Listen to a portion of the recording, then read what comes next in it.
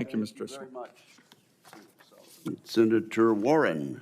Thank you, Mr. Chairman. Congratulations on your nomination, Mr. Driscoll. So what I'd like to do is continue the conversation that we started in my office. The Army buys a lot of stuff, from tanks to helicopters.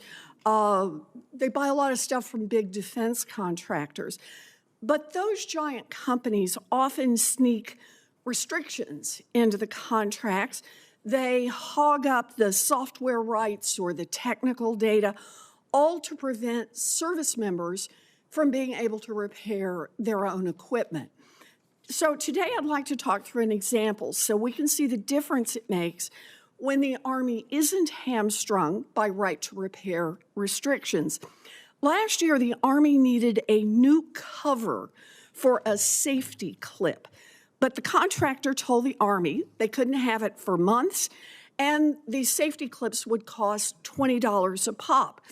Now, thankfully, the Army had managed to keep right to repair restrictions out of this contract and was able to 3D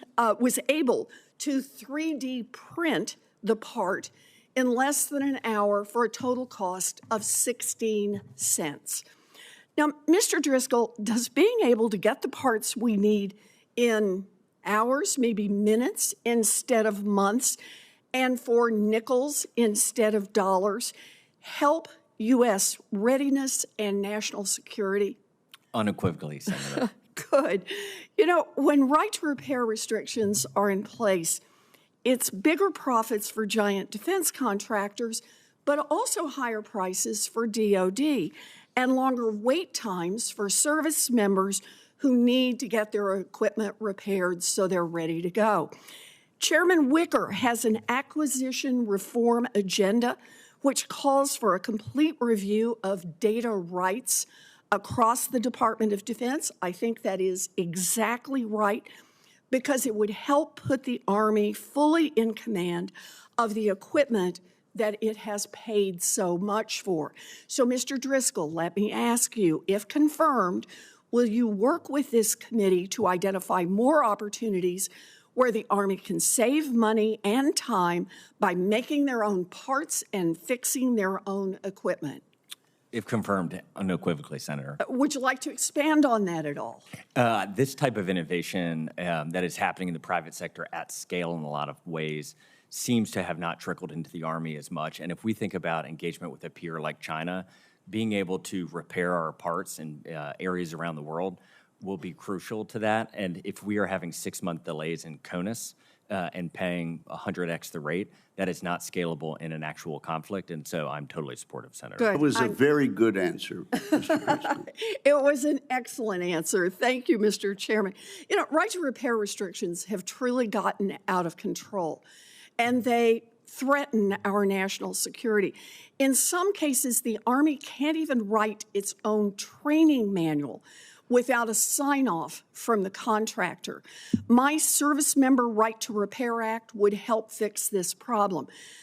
But a root cause of this defense contractor profiteering is the revolving door between senior Pentagon officials and big defense contractors.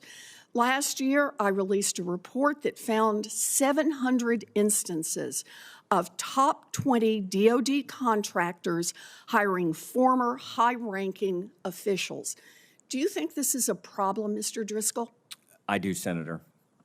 You know, when government officials cash in on their public service by lobbying, advising, or serving as board members and executives for the companies that they used to regulate, it undermines public officials' integrity, and it casts doubt on the fairness of government contracting, and it costs DoD a lot of money.